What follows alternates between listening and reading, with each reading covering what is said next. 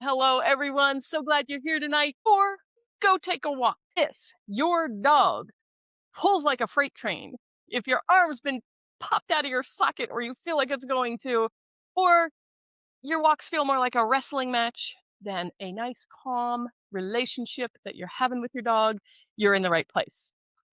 You are definitely here to learn about loose leash walking. It's number one thing I hear with dog guardians. People are always saying, hey, we've tried everything. We bought books, we took the class, we bought all the fancy harnesses, watched all the videos on YouTube, and still my dog pulls. It's so common and I hear about it all the time, and I get the frustration. The reason it doesn't get better though is that most leash training advice focuses on control and obedience. And your dog's pulling is actually not disobedience, it's communication.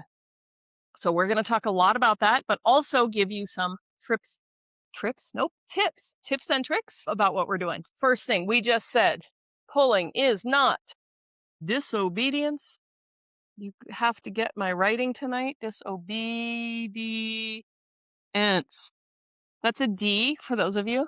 It's not disobedience. Pulling is information. So that's where we're headed tonight. Realizing that pulling is not about disobedience, it is about information. If there's one thing I'm going to get you to try to walk away with tonight, it's going to be learning about what is this communication. So your dog is giving you information. They're asking you or telling you how they feel, what they want, what they need help with. So let's backtrack. I'm Heather Furby, founder of Casa Luna Canines, co-founder of Paws and Success, along with Alan, who is holding that little finger at the other side of the camera. Some of you that are live can't see it, but if you find the recording, you'll see a little finger, and it looks like this, but it's in blue. It's not the middle finger, it's a pointer finger. Great way to teach here, and we'll use it on walks. So anyway, I'm Heather Furby, and I'm a certified behavior specialist. I'm also almost done with my master's of science in human canine relations. So I have spent years developing programs and helping people who feel like they've tried everything finally get real life solutions without all the punishment and pressure. So we're here to have some fun. Feel free to ask questions. The more questions you ask, I can direct and actually give you the information you are looking for. So tonight we're going to give practical tools that you can use right away to make your walks a little more connected and calm. And we're going to look at shifts in mindset, skill set, real life strategies, and the environment that are going to make a huge difference.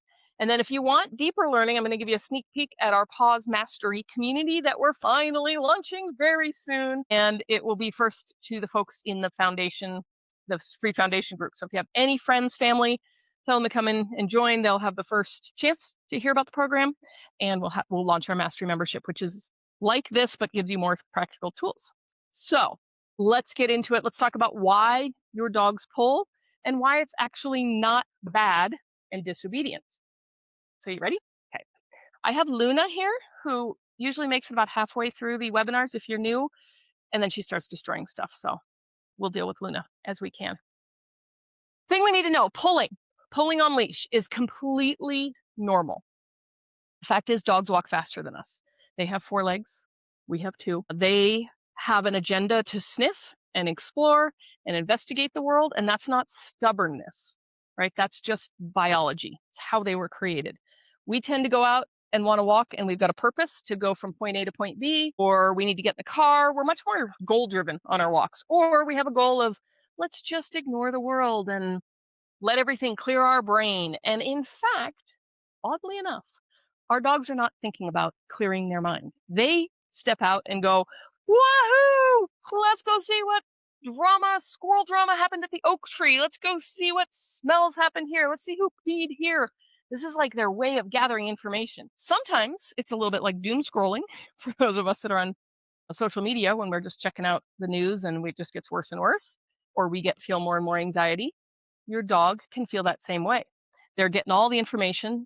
For some dogs, that raises their threshold and their arousal.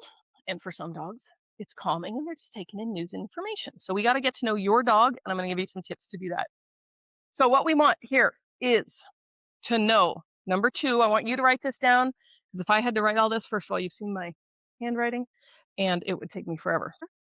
So pulling is natural behavior for all the reasons we just talked about, but it's happening in an unnatural environment. I'm going to explain that in a minute. Does unnatural have two ends? I don't know.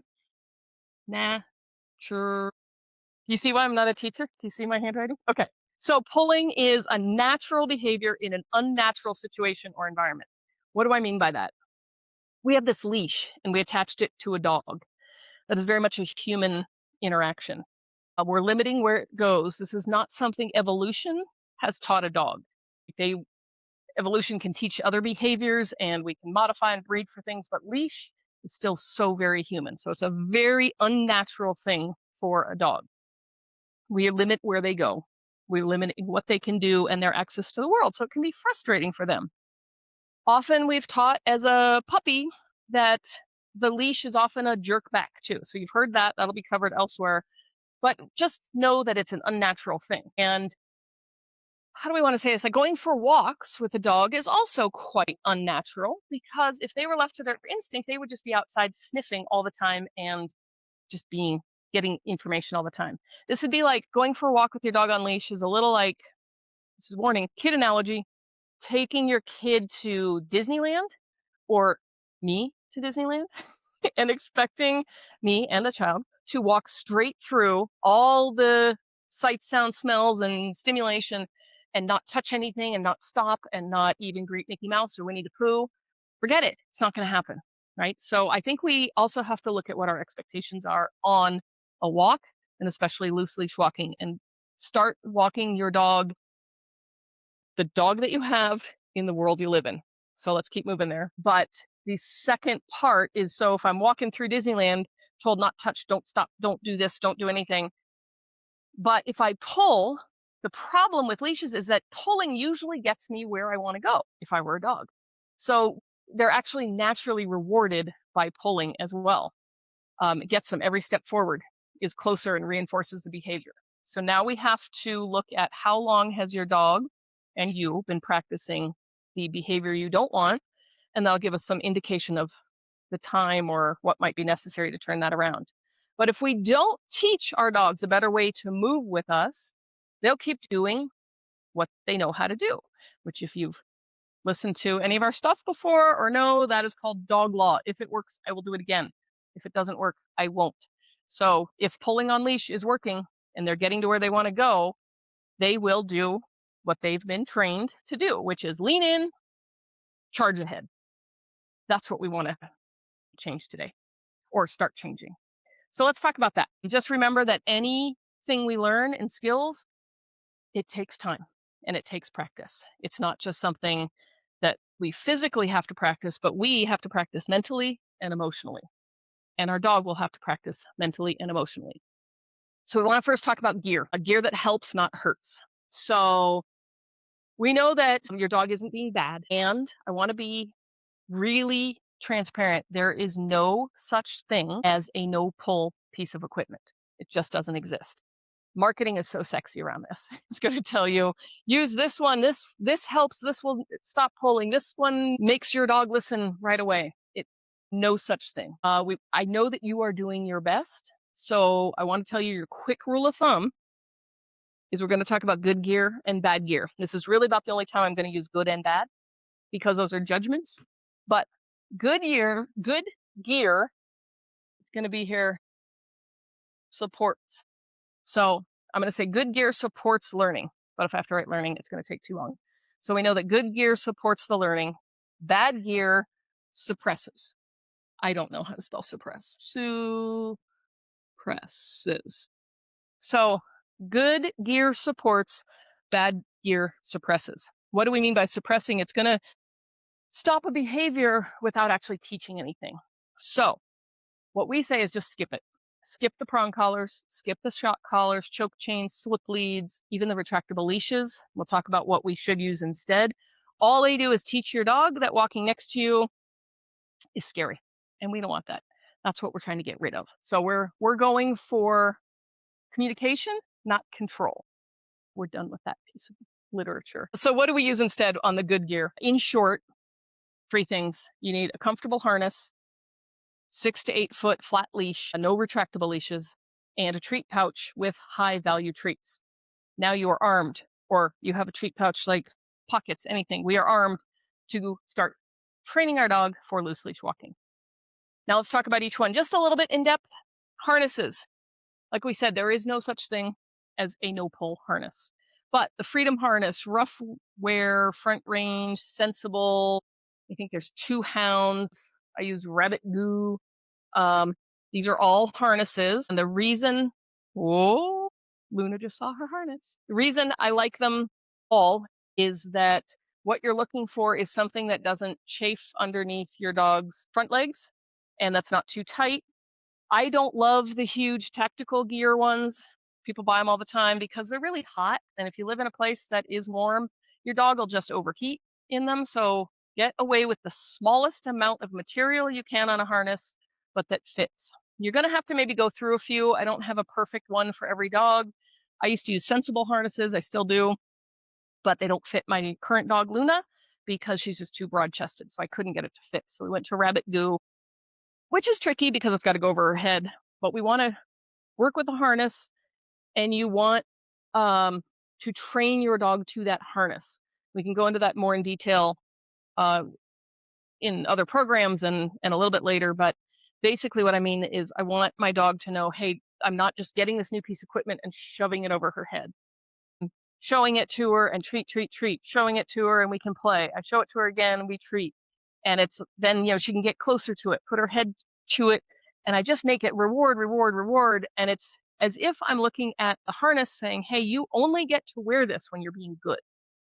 So that's the first piece. So we get the harness that fits, you train to that equipment. And why I like harnesses too is it just helps me feel secure. I've got an 80-pound dog. If she chose to take off, I have a little bit more, I have the ability to help her before she's down the road. Whereas if I just had a neck collar, they're going to pull and you get a lot of trachea damage for the flat collar.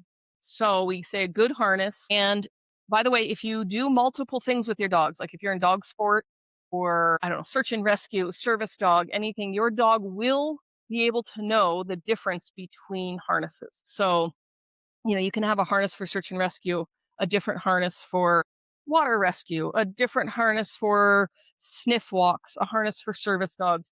If you are consistent with the job the dog is doing when they wear that certain piece of equipment, they can learn to distinguish. And I see that all the time, especially with service dogs. You take that service vest off and they're like, free, I'm off work. It's the same thing with humans. Think about it. If I got all dressed up and had my heels, nails did, hair did, all that kind of stuff, and looked all fancy, my behavior would change compared to when I'm in my camo shorts and my cutoff tank top and I've got a drink in my hand, my flip flops. We know how to regulate our behavior kind of based on our wardrobe. So dogs can learn the same thing. It just takes a little consistency. So, leash. Why I say 6 to 8 foot leash or shorter. I don't like the retractables because a dog will pull and that retractable suddenly, it's like you're thinking your thumb is going to actually catch the dog as you stop the retractable leash from going out. And usually what it teaches the dog is the leash doesn't mean anything. I get to go out. If I pull, I get more leash. I can snap it, the retractable, most of them pretty easily. And then the other part is they damage humans a lot. I've seen a dog whip around and you get rope burns. It can slice right through a leg or a hand or a thumb when they get tangled. So I just say ditch the retractables. You will know that the dog pet industry equipment is its marketing and they will sell you everything because we spend money on everything. So you choose what's best. My suggestion is 6 to 8 feet. And if you've got a dog that doesn't need to be any farther away, you can go a shorter leash, but I do like to give them because they want to go sniff at different times. And we'll get to that. So that's what we've got. Let me just show you, like, this is one of my favorite leashes. I got this one because it's got the big neoprene handle. So it's comfortable for me. Because remember that the leash is mostly about humans. Dog doesn't care. We want them to know it's a non-event. So I've got a leash that's got a little handle halfway through. I can let that one go. And I've got a big handle that's nice place to clip things on. So I think this is on Amazon for like $12 or something. But anyway, that's an idea. The other thing is if you're using a really long leash and you need to make it shorter because you know you're going to go somewhere and you want your dog maybe being 15 feet away from you, I'm just going to show you a simple trick. You take your thumb here and you take this side. So now you've got this little S curve. You see how it goes up and over? And you just grab it here. That is not going anywhere. I'm pulling as hard as I can. So all you need is your thumb. Take that up and hold there. Now, if I had a 15-foot leash, I could do that a couple times and I can get a nice short leash as long as it fits in my hand.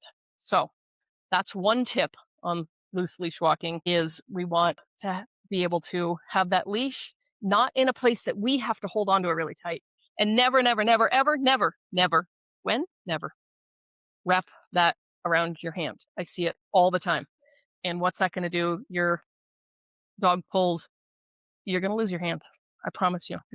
Something's going to break in that hand. See it all too often. And when I say we see it, it's just happened to a client of mine last week. And she now has a nice big cast because she just crunched her hand. And I got that text today. So thank you sorry for you got hurt, but thank you for being so spot on. So we've got the leash, and then the last thing, soft flat leash. Oh, treat pouch. And then I will take questions. So the treat pouch, we want high value treats that are accessible. This doesn't mean you have to be a Pez dispenser that you're walking around constantly bribing your dog with treats, but they do need to get paid. Remember, we're learning loose leash walking. If you already have a dog that walks nicely next to you and doesn't need to get paid for behavior and ignoring the world, then I bet you're not here because you've already done this. So that's perfect. And if you are here, maybe we'll learn something new. But when we're training, we need high value rewards. So think of the treat not as a treat dispenser and like a reward dispenser, but it's a conversation starter. So it's a way to have a conversation with your dog of like, oh, you checked in with me? Hi, I'm checking in with you. You give me something I want, I give you something you want. And we'll always hear this. I got all the gear, didn't work. And that's because we want you to know that the gear doesn't train your dog, you teach your dog. So that's the beginning. When I say gear doesn't train your dog, we were just having this conversation actually last night, my family. Do you ever remember back to school? Or if you have kids or grandkids, you do the back to school and you get all the stuff, peachy folders, the Trapper Keeper, got all my folders, and my new binders, my notebooks, even a protractor. Like the protractor didn't make me better at math. It just helped find angles once I knew how to use what angles were. I could use a protractor. So the Trapper Keeper didn't help me get a better grade, but it set me up for success. So it set me up for organizing. So that's where the gear is. Your harness, your leash, and your treat pouch or pockets that you can have will set you and your dog up for success. So remember, it's not about control, it's about clarity. And did we have a question?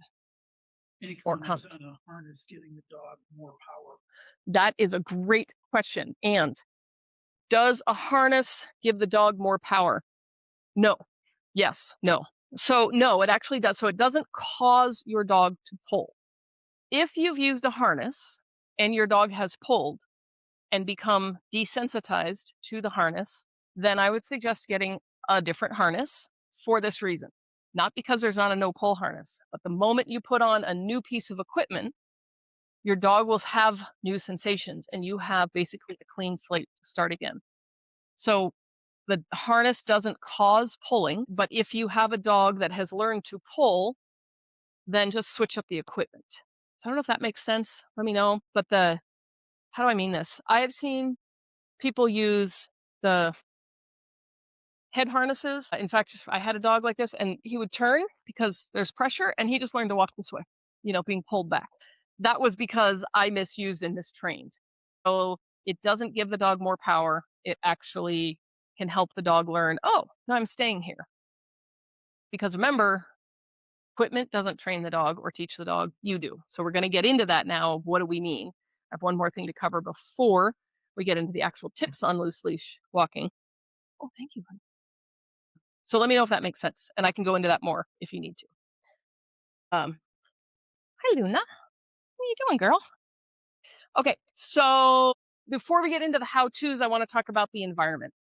We know that the number one thing people overlook when they're doing this is environment. Because here's the thing, your dog's behavior on a walk is actually not about the leash. It's not about the harness. It is about what's happening around them. If all of that stuff wasn't happening around them, I bet they wouldn't pull. They wouldn't be sniffing because they wouldn't have the exposure. So it's less about the leash and the equipment. I want to take the emphasis off that, switch gears and talk about, let's look at the environment. If you've done Buddy Basics or seen it or seen any of our framework, basics, the A in basic stands for awareness. So let me ask you, if you were going to learn something really complicated, which of course my brain can't think of anything right now. Let's say we're going to do chemistry titration. Titration, yes. You know, where I got to be really exact. And as soon as I say chemistry, how many of you went, "Yes, I love chemistry"?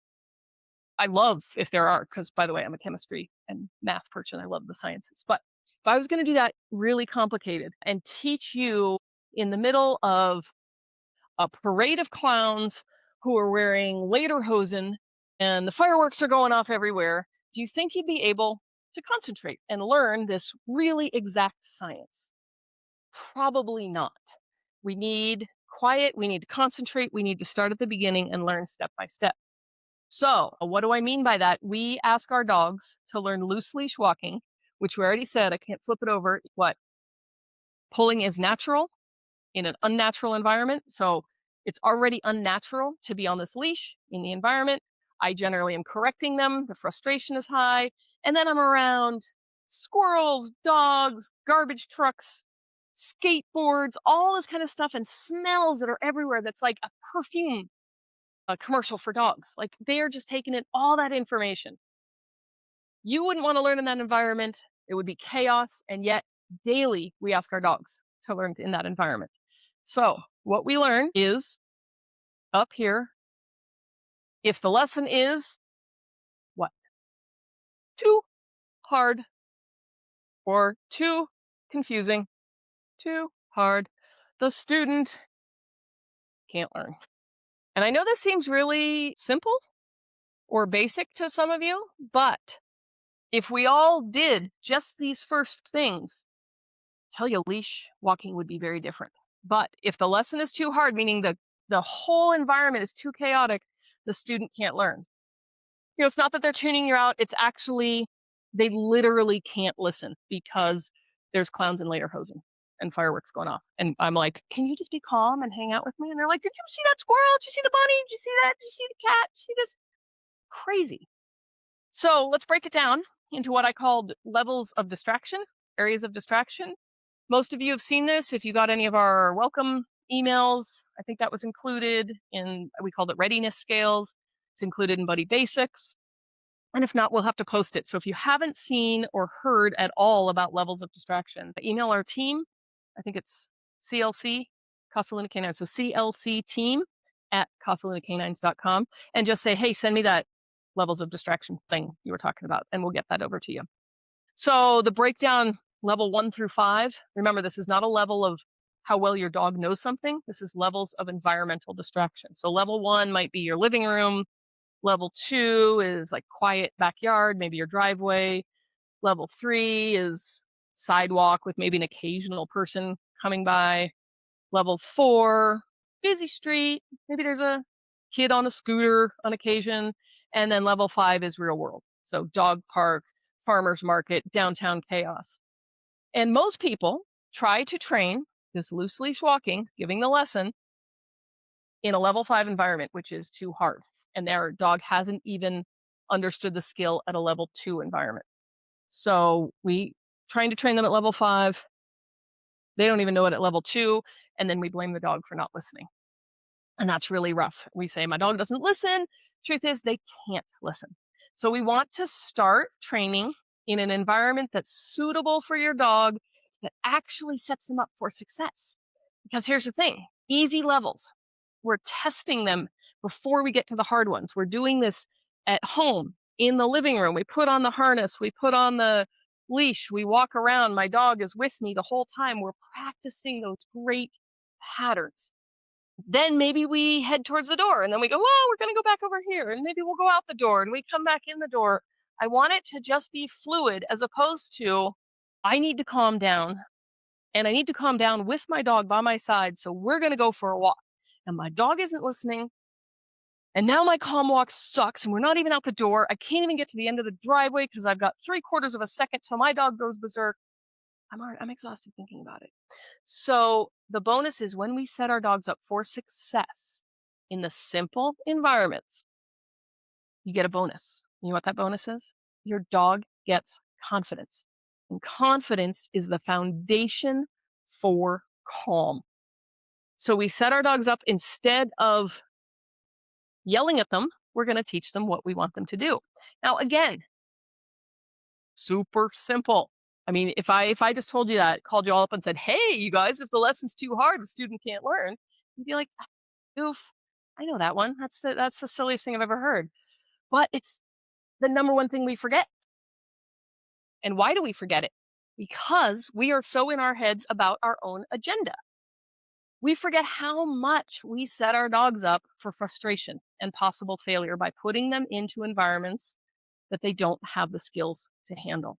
I can't say that enough. I know those of you that have been with me for a little while have heard it over and over and over. You've got to learn the skills before you play the game.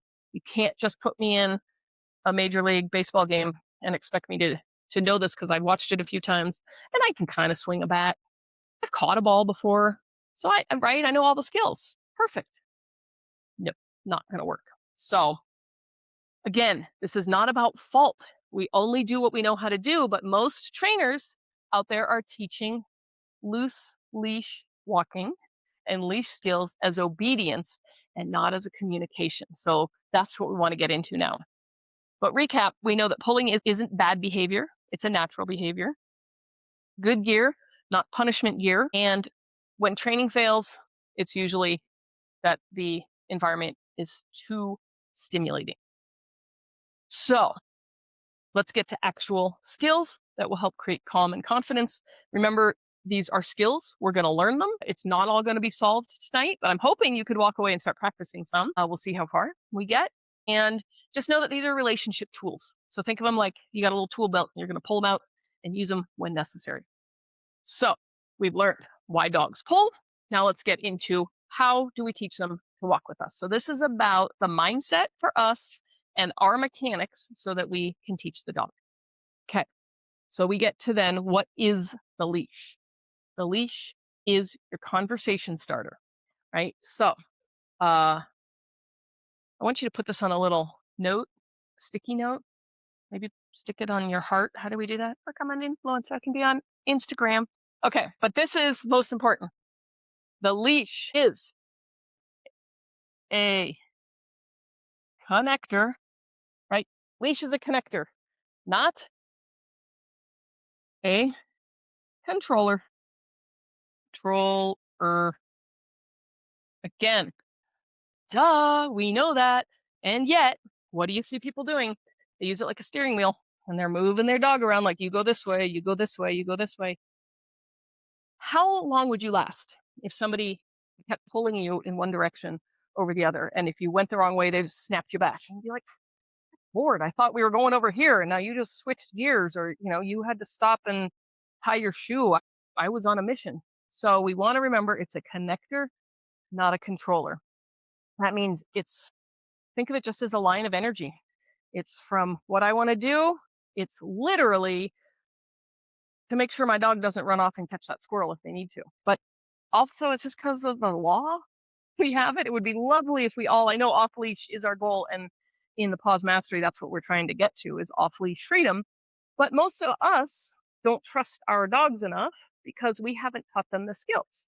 So that's what I mean by it's a conversation that we're having rather than a steering wheel. That makes sense. So we're not steering. I'm just talking to my dog like, hey, you at the other end there, let's go this way. I know that is not easy, but I want to explain that's the direction we're going. So we're not trying to force our dogs to stay by our side. We're teaching them to choose to stay close because it's safe, it's fun, and we're clear. We're clear with what's needed. So we start with engagement, not obedience. So I want you to just forget all of that stuff for just a minute. I don't care if your dog is 3 feet to the left or 2 feet behind you or way over there, as long as you're connected. Human analogy of that, trying to think. if I'm walking with Alan, partner, and he's ahead of me or I'm ahead of him, and you guys think about this when you're with friends or your kids, they're behind you, maybe in a crowd, and you're checking in. You're like, hey, yeah, you're still back there, so they're connected. You can still have a conversation even if you're not right side by side. And then there's those times that the person's walking near you, and you're like, hello, hello, are you here? Not there. You can't. I'm not connected to you at all. I love that feeling when you're going through a crowd and the person you're with like reaches out their hand to get you. Remember, like, girlfriend thing, like, okay, we're all together, we're in the line. But that way you're staying connected. And that's what we're doing on the leash is we're mentally staying connected to our dog. What does this look like? First, I can tell you what it doesn't look like is I'm on a walk with my dog and I'm on my phone and I'm doing this and I'm like, I'm not connected to anything. Your dog will learn that phone comes out and they start pulling because that's usually when you broke connection. So when we're training, try to stay really connected mentally and emotionally with our dog. What are the behaviors? So I don't have a whole place to write this, but I want you to write it down. So number one, these are the skills, mechanics. So this is the stuff you can start using right away, like tonight. Check-ins. So number one is check-ins. So I want you to encourage a check-in when you're walking around.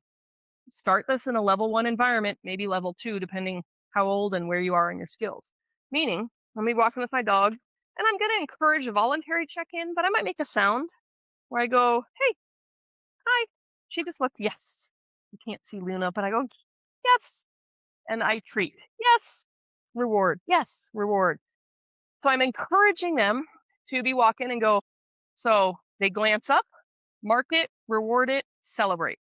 So I'm walking, they look at me, yes, treat, celebrate. I might stop, I might play. It's that automatic check in. So they check in with me, I reward that, reward. That starts encouraging engagement with me that I might be a little bit more interesting and good stuff's happening rather than going on a walk for me means I'm just on my phone, I'm not listening to you, you pull, I get mad. Right? So we're on a roll of starting with check-ins. And it's basically your dog doing the whole like, hey, you still there? You still with me? Think of when you're off leash. Often, if they run ahead and they look back, you still there? Little kids do it. They run ahead, but they want to know, like, oh, you're still there. You're still with me. I don't want complete independence, so I'll run back. So that's the kind of thing we're just rewarding the check in. We build that behavior, and we build the behavior like we call it a Bluetooth connection. That's like if you're going to dance with somebody, you've got to build eye contact and trust each other that you're going to move together and that you're not just dragging each other around. So that's what the first part of check-ins. Number 2, we call it a treat magnet. Remember, this is when you're training, you don't have to do this all the time. There is an art to weaning off being a treat magnet and rewarding for all these small things, but we're here to learn. So, treat magnet. Think of this as like a nose target. I already lost my little pointer. Let's pretend I have this one. I put it down, they touch, get a treat. I'm near, they can touch from a little farther away. That's why I like the extended ones. They can touch out there, treat. I can go really far. You can't see it. I'm off camera, but they can touch, treat. You can also use a peanut butter paddle. This basically is I smother dog-friendly peanut butter on a paddle on a spatula. And I've got it with me. And then they're just walking a few steps and you put that peanut butter paddle down and they get a little reward. You take it away, we walk a few more steps, put the peanut butter paddle down. You can do it just with a high value treat right in front of their nose. And I'm walking a couple steps, treat, couple steps, treat. This is not, I went to the farmer's market and I'm shoving brisket in front of my dog right now to get them to, bribe them to stay with me. They're not listening and their nose is to the ground. They're sniffing too much. They have zero interest in connection with me. That tells me the lesson is too hard and they can't listen. They can't learn. So take it back to a easier environment. So when I'm talking about peanut butter paddle, I'm not saying you slather up with peanut butter and you have to carry this paddle with you the whole time because that would look weird. The truth is, I might do it, but I'm weird. I'm not asking you to do it. So what I'm asking you to do is set up the pattern. So basically, they learn the rhythm, they learn the position, they learn moving with you. So I got that peanut butter paddle. as we turn to the left, as we turn to the right. So we're learning to dance and move together while they're being rewarded. And then we eventually fade that out. But that's something you can start doing. Do it at a level 1, 2 environment. Maybe you're on a level 3. That's fine. Go outside, have a little bit more, but use that treat magnet. Number 3. So we had what? Check-ins, treat magnet. Number 3 is easy. It's called let's go. And what that is again, it's telling your dog, getting their attention that you're going to change direction or you're going to change a pattern. So Luna was down on the ground. I say, hey, let's go. And we get up, and that's kind of signaling, hey, we're going to walk. She's not listening. She didn't even look up. I say, hey, let's go.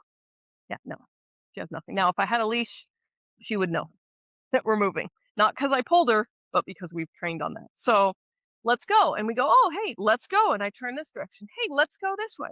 It's easy, it's lighthearted, and it's talking about teaching your dog that let's go means you're going to move together and not just drag each other around. So does that make sense? It's not, there's nothing real specific about it. It's not like I'm saying you have to say, let's go and count to 3 and then have your left hand here and your right hand up and you take 2 steps. It's just giving your dog a clue that you're about to change directions. That helps them also calm. They're not trying to guess at all your movements. If you've been watching me tonight, you see how much I move? I was just training up in Oregon for the master's program, and my dog couldn't figure out what was doing. We were trying to do light switches. And I'm nervous because 5 people are watching me, and the master of all service dogs, who this woman I admire so much, Bonnie, is watching me, and she's very cut and dry on how she gives me feedback, which I appreciate. But it's hard to take sometimes. So I'm nervous. So I'm sitting there trying to get the dog to go, okay, up, light. And I start playing kind of with my jacket and playing with my sleeves. And she actually looks at me, she goes, what is going on? What is going on with all that extra movement? I'm like, what are you talking about? I totally wasn't even aware of it. So she says, just stop. So I said, okay, up, light. And the dog looked at me for a minute and then got up and flipped the light switch on and turned it off. Why? Because the dog is looking at me. I do this and I talk and I'm kind of uncomfortable. And the dog's like, okay, filter out that movement, filter out that cue, filter out that one. Which is the cue that mattered, which meant up, light? Was it this? Was it this? Was it my eyebrow? Was it a nod? Did I end up looking some way? That's how sensitive and amazing most of our dogs are. They really are tuned in. So they're not being stubborn. They're trying to filter out all the nonsense that we're throwing at them, all this movement and our words. And they're like, look, pops and buzzes. Human, keep it simple. I need one movement, one cue, one word to help me with what we're doing. So let's go can be that. Let's go. And I move. Let's go this way. Okay, let's go this way. Giving them a heads up that we're about to change direction. I hope that makes sense. We're not dragging. Third one, fourth, check-ins, treat magnet, let's go. And the fourth one is basically a what's that? Look at that. This is great for those of you that wrote in questions that we're talking about sniffing. And it is very difficult to decide when we're on a sniff walk and when we're on a walk. If your dog gets out and you've got that 3.1 seconds before their nose is on the ground. Sorry, remind me. I'm talking to Alan. If you can make a note to send the picture of what a walk looks like for dogs. There's this great walk or picture that has all the scents in different colors. And it's like, that's what our dog is smelling when we're out. So if we've got the sniffers and they're taking in all the information, it's a beautiful picture. And I'll try to put that in the community tomorrow. That if we want to say, hey, what's that? So this is what it looks like, is I'm going to have, I don't have any treats here. Okay. So pretend I have treats in my hand. I'm going to point and say, what's that? Where my finger is. And when my dog's nose gets there, I drop a treat right there. Okay. What's that? Drop the treat. What's that? Drop the treat. So what I'm doing is starting to train my dog, teach my dog, work with my dog that I'm going to point out really cool stuff to smell. And there happens to be a treat there. So this might, at the beginning, you might be able to walk out your door and be like, "What's that? What's that? What's that?" And you're basically setting down all kinds of treats. I don't want you to feed your dog. You're not saying, "What's that?" and then handing the treat. It's you're pointing, and then that treat just magically drops from your fingers. Try it with both hands. Try it without your dog so you don't confuse them. So that's the what's that game. Why is that interesting? Is that again, when I'm walking, and even this can be happening in sports. I just did a bunch of scent and nose work and medical detection, scenting, alerting. I want them to know that I'm pointing things out. And this will work for a dog that is a natural sniffer or a dog that is not a natural sniffer. Meaning, if you're training for scent hunting, I don't want to go off on a tangent, but if I'm training for scent and my dog doesn't naturally sniff around, I need them to start sniffing at stuff so they can detect what scent I'm trying to get them to detect. So I've got to go, "What's that? What's that? What's that?" And then every once in a while, it will be the scent that I want them to smell, and then they get rewarded. Secondary to that, loose leash walking, I'm just doing, "What's that? What's that? What's that?" So now I'm engaged with my dog and saying, "Hey, I want to sniff stuff too." Maybe I don't, but I'm telling them like, "Hey, go check this one out. Go check this out. Go check this out." As opposed to, what do? Don't check that out. Stop checking that out. Don't do this. But meanwhile, that's how our dogs get information. Like they're taking that all in. They can sense the pheromones. They can smell, a dog that was there 2 weeks ago. They can smell you're going out your apartment. They're smelling the argument that happened in apartment 5C as you passed. They're smelling the barbecue that's happening a mile and a half away. They're still smelling the leftover breakfast. They might be smelling, I don't know, 18 other people and a couple other dogs that walked by between the last week. So they're all smelling that. We're trying to help them say, focus your scent, focus on what I'm helping you smell.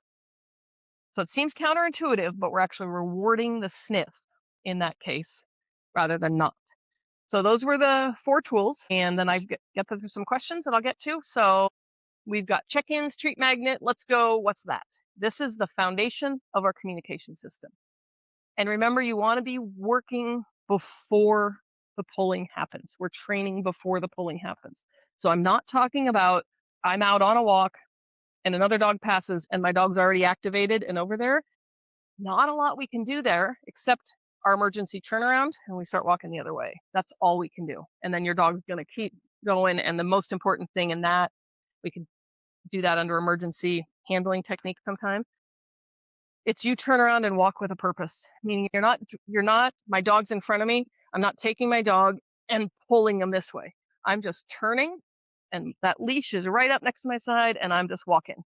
If they happen to drag behind me, basically the dog goes, "Is this human so stupid they don't even know I'm on the end of the leash?" Like you must be really dumb. But as opposed to pulling, which pulling and me tugging on the leash creates resistance. So pulling creates more pulling. Dogs have an opposition reflex. I pull, they pull harder. Sled dogs. That's what people think with harnesses, why they think, oh, it's going to activate pulling. No, you actually have to teach your dog to pull and continuously pull against resistance. So what we're doing is breaking that reflex. So if your dog is taking off, I'm not showing my dog that I'm pulling. I'm just turned around and being like, well, I suddenly have to go over here. And I turn around and walk the other way and keep walking till that dog finally leaves something, whatever it's looking at alone. And then I get out of dodge. Do not do what 90% of us do, which is I finally got my dog out of that situation. I walk 2 feet away and then I go, maybe now it's okay. And maybe now I'll go back. And they reactivate. So what they do is learn, see something, activate, ignore. Right. So turn around, get out of dodge. I know this is a lot. So what we want to do is train before the leash gets tight. And that's that last one is if we're in a conversation on this leash, I need to teach before what? It's before, this is kind of tricky. It's not just before the leash gets tight, but if I'm in a conversation, it's before the leash talks. Meaning, teach teach before the environment teaches. Teach before the leash talks. The leash is talking when it's pulled. I want to teach before that. Goose poop, deer poop, dog poop, poop poop. So delightful. Same thing. I have to start being aware. Where is it? If you're up in this area, we've got a couple golf courses that are covered with geese and goose poop. It's delicious. So the A in basics, awareness. I have to be aware first. My dog is quite aware that there is poop and everything around. They are probably aware of it a mile and a half before I am. So I've got to look at it and say, hey, if there's all this and I'm choosing to walk through it, how would you want to be taught to leave cookies alone? If you really wanted cookies and every time you reached for cookies, someone just came in and slapped your hand or pulled you away, would it make the craving for cookies go away? Hoping most of you are saying no. Excuse me. Doesn't make the craving go away. You just learn that don't eat the cookies when that person's around because they're going to slap my hand. So wait for them to leave, then eat the cookies. Can we let Miss Luna? That would be awesome. Luna says she's done with this, bored. And I know that's where we're going to wrap up because I said it was going to be 30 to 45 minutes. We're already over. You train before it happens. So again, we're setting these up, easy environment, 2-minute sessions, 2-minute sessions. We see the goose poop and we go, hey, I can't keep my dog away from that. So what do? We head back to an easier level and start teaching. You're always by my side. That means I'm here. No matter what is on the ground, we're going to continue to rehearse that we get to walk by delicious stuff, whether I think it's delicious or not, and you're still staying by my side. So if I know that I'm going to walk through a place with lots of deer poop, goose poop, I haven't said poop so many times in my life. I love it. If we know we're going to walk through that, then I better be loaded up with some good treats because that's a high level of distractions, and I got to reward and pay my dog for leaving that alone. If I think I can just walk out the first time and there's a magic trick to ignore everything, and I go, yeah, good job, the dog's going to go, that was a raw deal. Whereas if I've got chicken and I'm saying, hey, you can make the choice, poop or chicken. Let's do the chicken. And I might have to lure you through a few times. Set up short periods, routine, pattern. Your dog will learn to ignore things. But what most of us do is go out, wait, they pull, we stop, they pull, we stop, we scold, pull, stop, scold. That's the pattern we've set up. As opposed to, we can walk perfectly around the house on a loose leash. How many of you know you can do that? Know you can do that. Like, okay, my dog is going to stay here right by my side. I don't care by their side, but they're going to stay connected just as I walk around the house and go in and out of each room. Start there. If you can do that and you're like, my dog doesn't care. Great. Then go to a level 2. Go around your driveway. Go around the back deck. Can your dog still stay there? If yes, and you're like, this is really stupid. My dog's fine. It's only when we're at the dog park. Great. Go to a level 3. Ask some neighbors to come over and be a distraction. Go to a place that's a level 3, like an empty parking lot, distractions in the distance. Tell me your dog can stay focused on you. Then we're ready for level 4. We have 95% to 100% accuracy in level 4 that your dog can walk by, maybe even ignore deer poop because it's not quite as good as the goose. Then, fine. Then we can go out to real world. But so many of us are trying for perfection in an area that is too hard.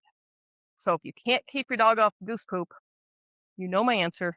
Stop going around the goose poop. But it's not that simple.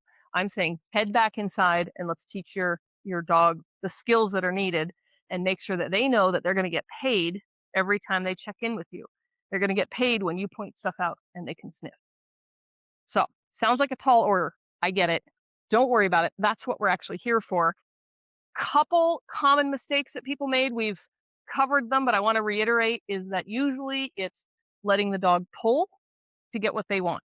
So we work really hard and then we go out on a walk and we make these mistakes and they end up undoing all of our hard work. And I can't get humans to believe this, but it is true.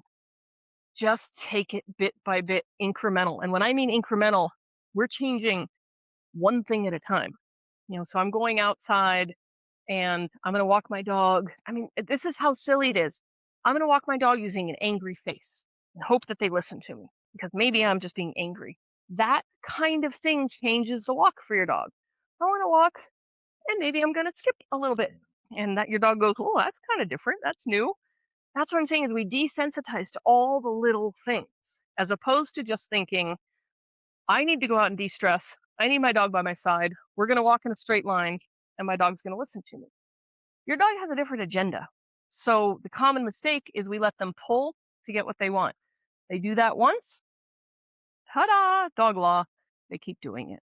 So what's the fix? Well, don't let it happen, but try the games. Try a little let's go. Try a little find that. What's that? Name game. You say their name, they look at you. All the auto check-ins. Mix it up. Number 2 is we practice in environments that are too hard. So we've talked about that. No one learns new skills during a panic attack. So let's not reinforce survival mode in our dog. Bring them back to an area they can handle. Number 3 is we forget all the time to reward the good stuff. We're so concentrated on how to get my dog to stop doing this that they have just offered up 100 great behaviors, and I get mad at the one that they did that I didn't like, as opposed to seeing like, great, look at that. My dog has been lying here the whole time. I could get annoyed that at 35 minutes in or 40 minutes in, she barks at the door and went, I'm bored. I can be like, no, she was supposed to stay here the whole time. Or I can say, she stayed here the whole time, no rewards, no treat, and finally went, this isn't a great deal. I'm gonna go inside and see if mom and dad are maybe making bacon or something. Go find a better deal. So our dogs do that all the time. So we forget to reinforce and reward the good stuff. So we don't pay the behaviors we want. We keep correcting. Then our behaviors that we do want end up going away because they weren't reinforced. That's the best piece I can give. So what do we do instead? Reward early, reward often. Keep your training short and sweet. Mix it up. 2 minutes of a walk, and then let that long line go and let them sniff. Let them sniff around. If they're calm and sniffing, they can sniff. I can stand there the whole time. Now, as soon as they start pulling, I better bring them back and say, no, you can sniff as long as it's leash. But the moment before they pull, before the leash talks, I get them back and start rewarding. Remember, bit by bit, incremental, we're learning this, not just expecting our dogs to know this. Train for short minutes. Short, short times. When I say short, not 10 minutes. 10 minutes is long. 5 minutes is long. 2 minutes at most. If you have a puppy, we're talking 30 seconds. I just want them to experience. We were training last month or last week, 3-week-old puppies. We had them on a harness and a leash. And I am literally running around the room with this little 3-week-old puppy on a leash, making sure that leash never pulls. So they never have the experience of it pulling. You're not going to do that. Your dog's already had an experience of pulling. But that's how we would start early. So this is we just want to set them up for success. Remember, you and your dog are on the same team. You're frustrated, your dog can smell that. They have an amazing sense of pheromones. So let's wrap up with our recap because we have covered a lot and I am over time. Remember, pulling isn't disobedience. It's what? Information. All it is like just getting facts, not disobedience. Information. Your dog's telling you what's working, what's not working. Good gear helps. Bad gear hides the behavior. It doesn't teach them anything. It just hides the behavior. The environment matters. Don't train in Disneyland. Don't train at a clown parade in Lederhosen. Not going to work. So your environment matters. Start easy. Set them up for kindergarten level success. Connection. Always connection over correction. Connection over correction. The leash is your connection. So we want to connect with our dog over the correction of our dogs. We want to grow their skills. So that's where we're going to play those games, keep growing their skills in low-level environments, teach them the confidence. Then we can get out in the world, getting ready for game day. And then we want to avoid the common pitfalls that we talked about of ignoring environment, ignoring the other end of the leash. And don't wait for the pull, reinforce before the pull happens. Because all too often in our human brains, we teach all this, and then all of a sudden our dog's walking by our side and we forget to pay them.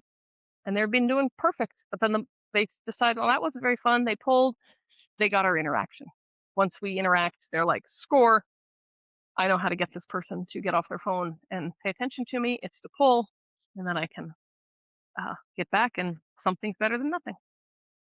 So if you're still sitting here going, yeah, yeah, yeah, that's all interesting.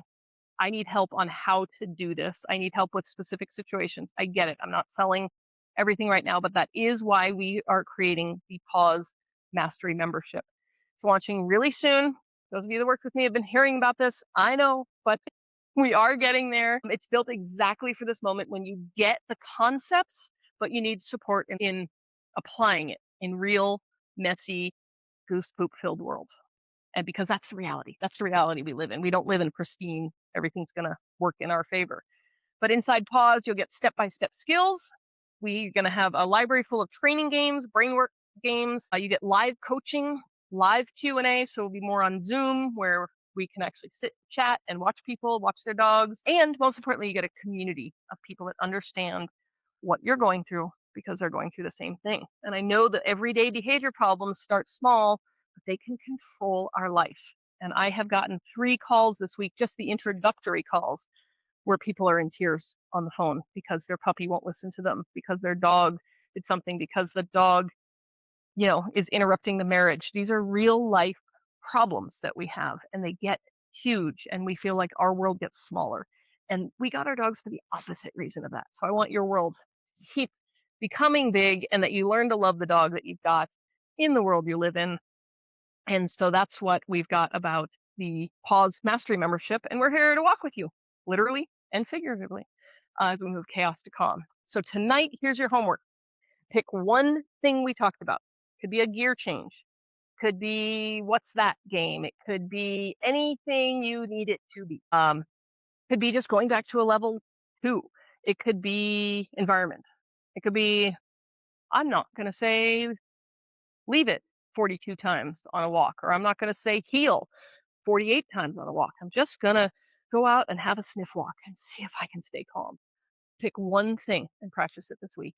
And then send me a quick message, and you can comment even on this link in the event how it worked for you. Don't be shy. We're all going through the same thing. This is all support. Small shifts, 1-degree shifts lead to really big changes and really big results. So remember always, your dog isn't giving you a hard time. They're having a hard time, and it's up to us to help them through it. So I really want to thank you guys for showing up. Are there any other questions that I need to check? Comments? I really appreciate the more you guys interact, the more I know how to guide what you're looking for. So please, you can always post anonymously or you can send me an email privately. But I love that you are letting me walk with you, alongside you, with you and your dog to help you create the world you want with your dog. I really hope to see you in the community soon. So get out of here, go take a walk, make it a good one, and we will see you next time. Pause and success. Until then, remain calm, confident, and connected, and we will see you soon.